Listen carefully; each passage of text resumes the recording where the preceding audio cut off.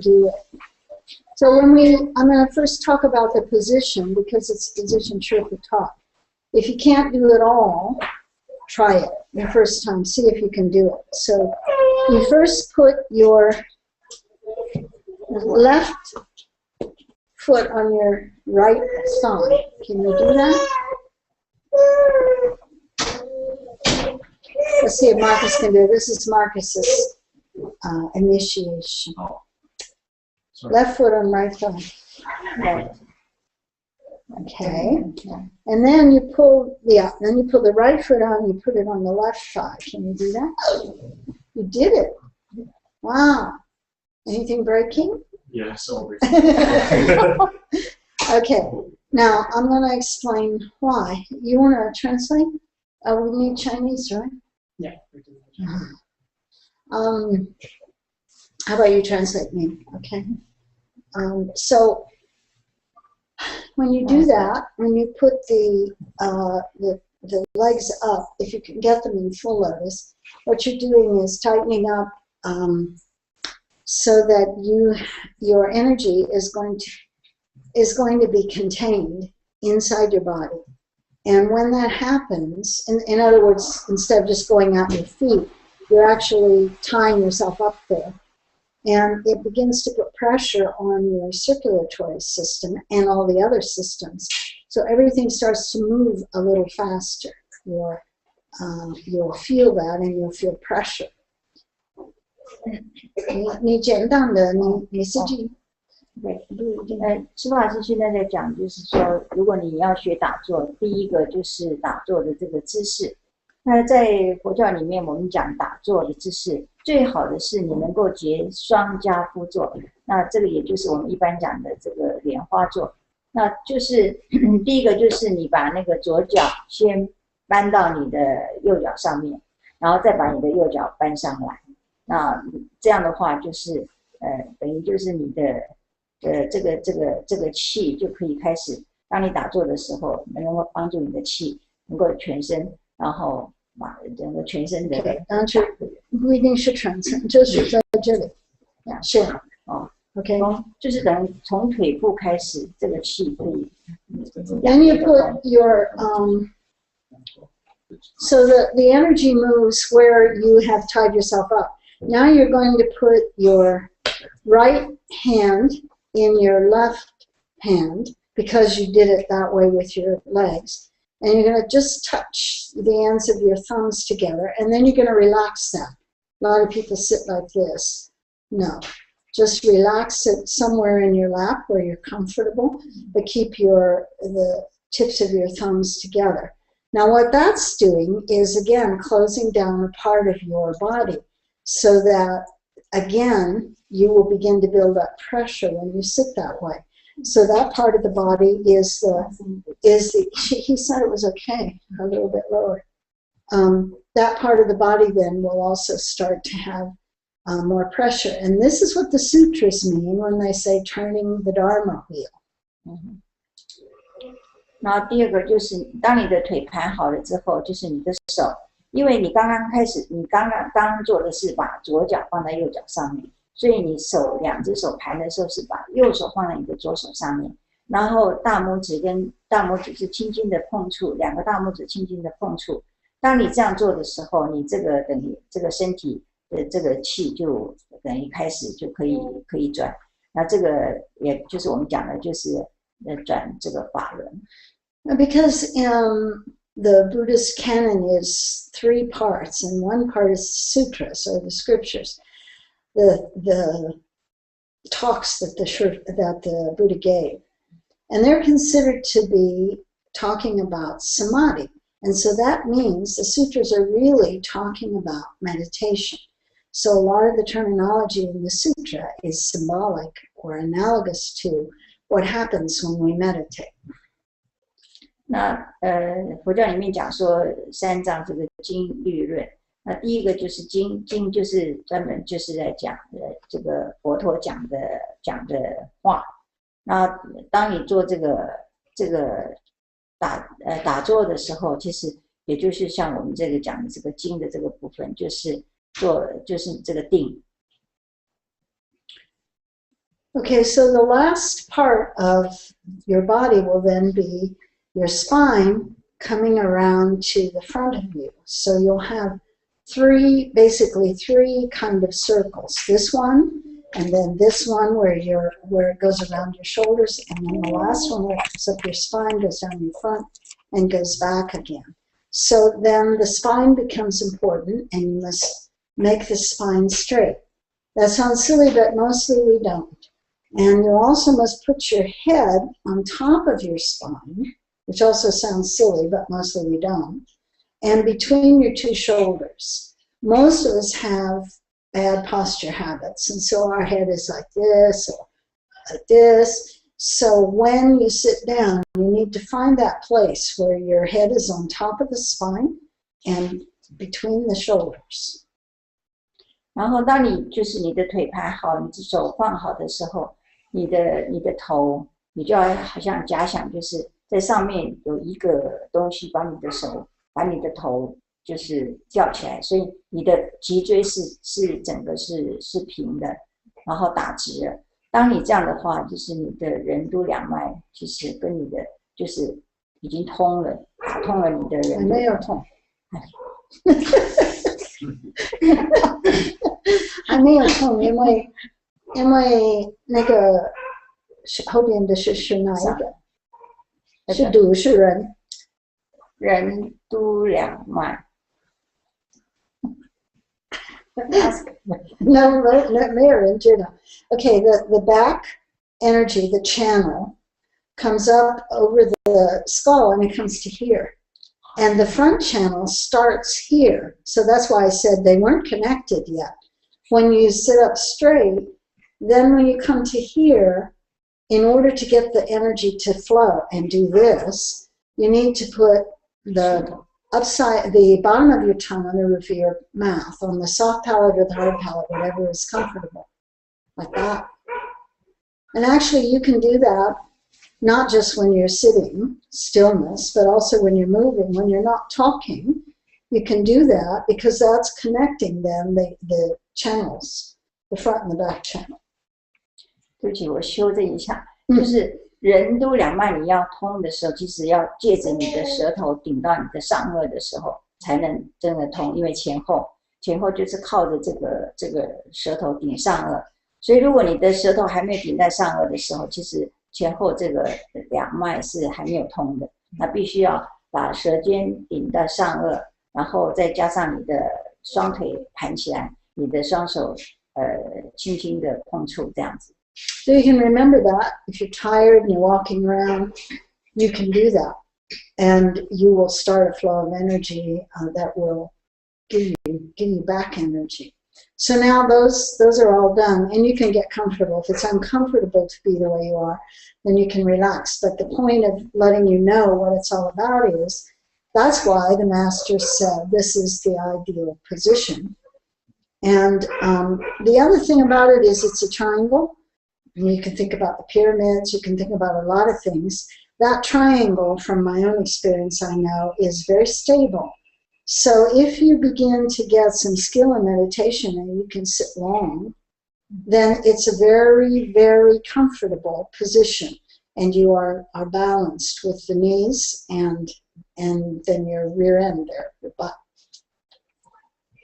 那这样的姿势呢，就是你的身体变得就是一个三角形。那其实这个姿势也是最稳的，你自己可以试试看摇一摇，你看它是可以做的最久，然后也能真的比较能够帮助你做的很久，也可以入定。那像那个舌尖顶上的这个不是说你打坐的时候才能够这么做，其实你任何时候你都可以把你的练习就是舌尖顶上，其实这个对你的身体也有很大的帮助。Okay, and then of course the last thing would be the mind, the breath, and the eyes. So the eyes you can, and this was one of the questions that came in, the eyes you can close when you meditate, if you wish. The risk of that is you'll fall asleep. And there's really nothing wrong with falling asleep, according to the master, because when we're active, when we're in movement, we use a lot of energy. We don't even realize it's flowing out all the time. When we sit down and we begin to close down our systems, we're tired. And so it's very possible we'll slip into dakasui, we'll slip into a little nap. And it's okay, because you'll come back. And when you come back, the thing you need to watch for is that your posture is good. Don't let it be that you get in the habit of every time you sit down, you fold your neck in, and that ruins this flow of energy as soon as you do that. Or you slump here. Again, it's going to ruin the flow of energy, and you're going to have chi stuck in different places. So if you do fall asleep, then when you wake up, adjust your position. 那刚刚就是有人在网上就有问这个问题，说打坐的时候到底眼睛是应该张开呢，还是闭着？那第一个就是说你可以闭着，因为可能对大部分人来讲说闭着会比较习惯一点。那闭着有一个比较冒险的，就是说你很容易会打瞌睡。不过在依上人的说法的话，你打坐，对，也没有关系，因为你一般来讲，我们平常做任何事情就用了我们很多的精气神。当你打坐下来的时候，等于你静下来了，你很自然就可能就是很想休息，所以可能就会去睡。但是没有关系，你还是你可以这样做。那睡着以后，当然是当你醒过来之后，就是要注意一下，看是自己的姿势，不要让你的整个头垂下来，然后你的脊椎就整个往前弯，这样子的话就是这样不好，就是你要赶快把姿势就是恢复，让你的脊椎挺起来，把你的头抬起来。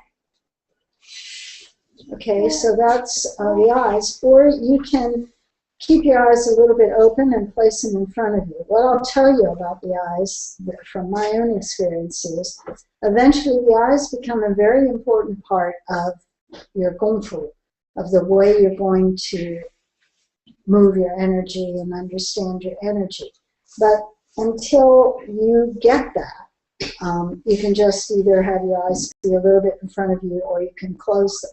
Eventually you'll realize, oh, I need those eyes to do something, and then you'll know what to do with them. 然后等一下我会告诉你说那个眼睛到底应该是要怎么用。那当然如果是依上人讲，他会告诉我们说，你打坐的时候应该开3分眼，就是你的眼睛只开一点点，然后注视着前面大概几寸的地方，把眼睛定在那边，就是我们讲的3分眼。然后当然你一开始的时候你没有办法去体会你这个眼睛到底应该是要开多少，或者要闭上去，对你来讲比较有用。可是这个是一个功夫，当你打坐到一个时间之后，你自己自然就会懂怎么样去用你的眼睛。And the last thing is the mind, and there are many things we can do with the mind. But in the beginning, usually the first time when you're sitting, we just tell you to kind of watch your mind and not try to stop it or guide it. Just see what your mind is like, because very rarely do we pay much attention to what our mind is like. 那刚开始的时候要怎么样去观这个你的念头，就是你刚开始还不知道要怎么去用，那就是去注意你的念头，就是不要跟着它走，然后不要憋它，也不要特别去压抑它。Okay, so we'll sit for a couple minutes, and then we'll look at some instruction and answer some questions.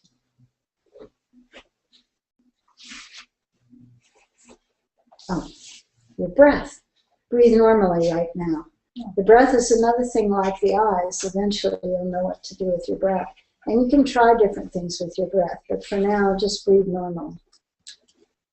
还有呼吸呢，我们刚开始的时候就是用很自然的呼吸的方式。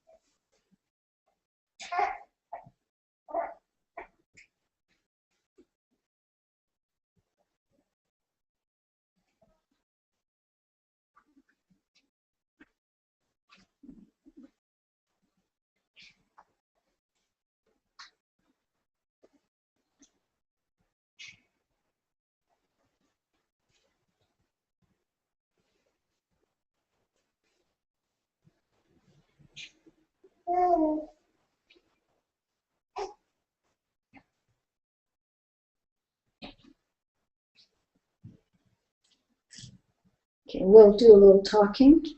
So you can stay in the position you're in if you want, or you can relax, and perhaps at the end we'll do a little more.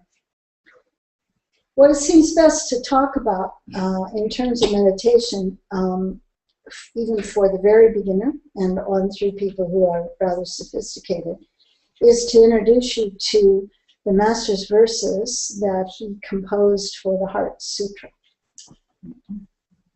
那我现在想要解释，就是用上人的心经的一些偈颂来解释一下，就是跟禅坐有关系的事情。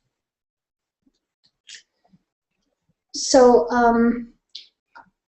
these verses are for the Master divided the Heart Sutra into various segments, some long, some short, and then he wrote 8-line verses for each segment. We don't have the time to show you everything, so we picked only a few verses from various segments. So from the first segment, if you'll see at the top of it, why do we have that?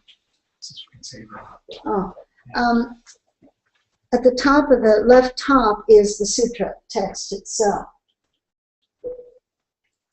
So in this case, the beginning of the sutra is, depending on the English, it's something like Bodhisattva contemplating at ease or something like that. 上人在解释那个心经的时候，他就是每一个句子，他用8句的解解，那个句子就一段一段一段的偈颂，然后他就是像第一句观自在菩萨，他就用8句，我记得。Yes, he uses 8 lines, but we're not going to look at all of them. So all we're going to look at here is the first 2 lines of his verse. So it says, contemplate at ease, that's Guanyin's name, returns the light to shine within. Bodhisattvas are those who enlighten sentient beings. So that's the first 2 lines of his verse. First.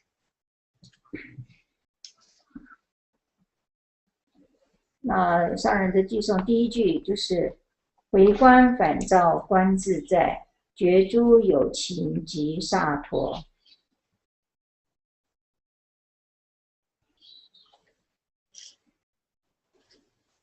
Okay, so probably important here to talk about, the Master talked about at ease, because the posture that you see for Guanyin is not meditation posture, as I just taught you, as the Master taught us.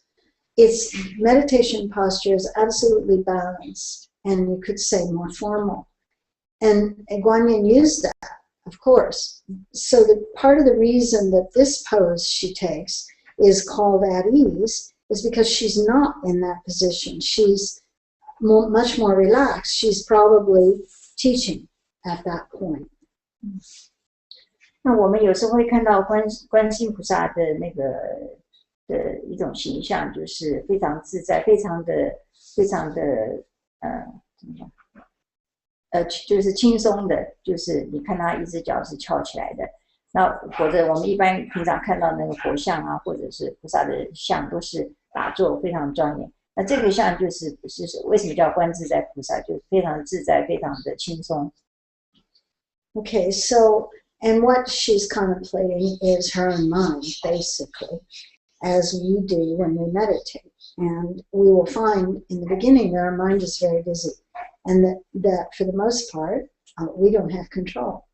And we have to learn in meditation through various techniques to be the one in charge of our mind.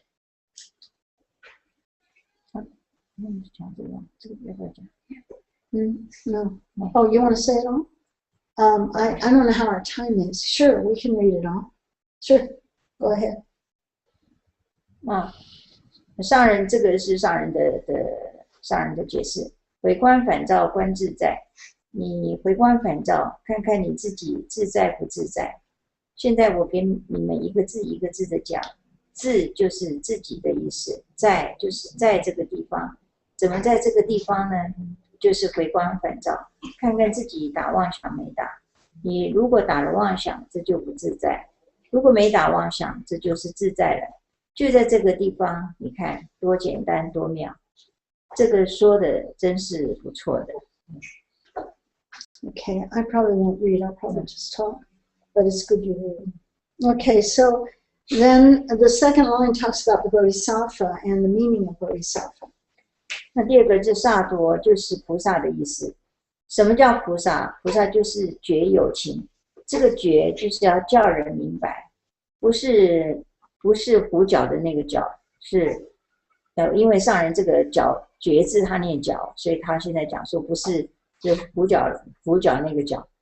这个觉字如果加上一个手边的，就是胡搅的搅。好的，我也要把你搞坏了，这叫胡搅。这也不是觉有情了，而是要令有情的都变愚痴了。那觉有情是要令一切有情都觉悟，都明白。有情是什么？就是众生。你不要又误解文意说哦，这个情讲的是情讲爱，不是的。觉悟有情就是要把你这个情爱都空了。如果你的情爱空了，你就是菩萨。Okay, so Sutra did a lot with the Chinese character, which I just removed from the English. So the point of it is that the Bodhisattva, there's two meanings. One meaning is he's a sentient being who's enlightened. So Sattva means being or sentient being, and Bodhi means enlightened or awakened. But you can also interpret this as he is an awakened, he is a sentient being who awakens others. And that's the meaning that Shrifu has used here. So that the Bodhisattva is looking to try to help other living beings understand themselves and their mind.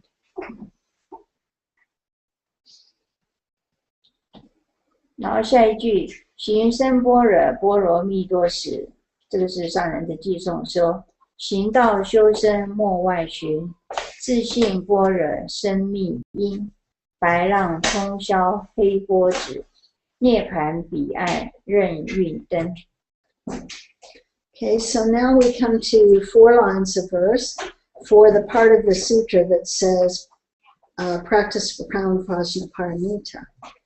Prajna means wisdom, paramita means perfect wisdom. So the verse says, practicing the way, cultivate yourself and don't seek outside. The wisdom of your own nature is the deep and secret cause. White billows soar to the skies, the black waves cease. Nirvana, the other shore, is effortlessly reached. 那行道修身莫外寻，你想修行这个道，要修这个身，莫外寻，不要向外面去找，你要在你自信里去找。自信般若生密因，在自信般若里面就有一个生密的这种的种子。So the point is, in practice, we pay attention to ourselves. We don't criticize other people or try to judge other people. We're very busy looking into ourselves and trying to get to know ourselves, and especially to get to know our mind. And the mind in Buddhism has 2 ways of looking at it. One way is the normal way we're using it right now. And the other way is when it turns into wisdom. And so here, this is what Guan Yin was able to do. She was able to take the ordinary mind, which just randomly has stream of consciousness and so forth, and turn it into wisdom. 白浪冲霄黑波止，在这个修道的时候，这个白浪就是智慧，好像水流在白色的波浪，黑波就是指烦恼，你智慧高了，这黑波就止了，烦恼也就停止了。这个行深般若波罗蜜多，这个深也就是高的意思。怎么见出它深呢？就因为它高，由高的地方向下看不见底，所以叫做深般若。So now we have symbolism in the Master's verse. So the white billows represent waves that have clear water, and the analogy is to our wisdom.